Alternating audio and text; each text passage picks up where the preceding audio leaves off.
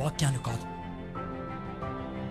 అద్భుత స్వస్థత సభలంటే ఎగేసుకుంటూ వెళ్తారే, వాక్యం చెప్తానంటే లేదే మీకు. ఇక్కడ చూడండి, అద్భుతాలకు ఎవడ పట్టరా?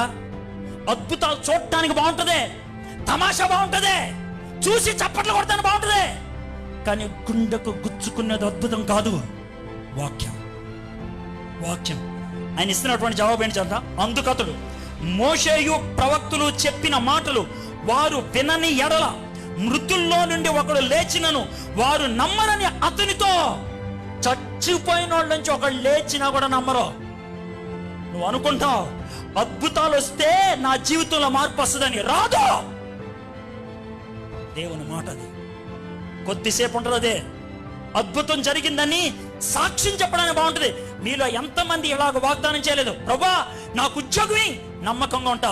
ప్రభా నాకు పెళ్లి చేయి, నమ్మకంగా ఉంటా. ప్రభా నాకు బిడ్డని, నమ్మకంగా ఉంటా. ప్రభా నా యొక్క వృత్తిని అభివృద్ధి పరచు, నమ్మకంగా ఉంటా. ప్రభా నాకు ఇల్లు ఒకటి, నమ్మకంగా ఉంటాను అని కొన్ని రోజులు ఎంత మానేలా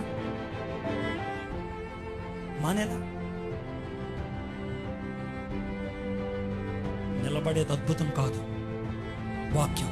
నేను అద్భుతాలకు వ్యతిరేకనా?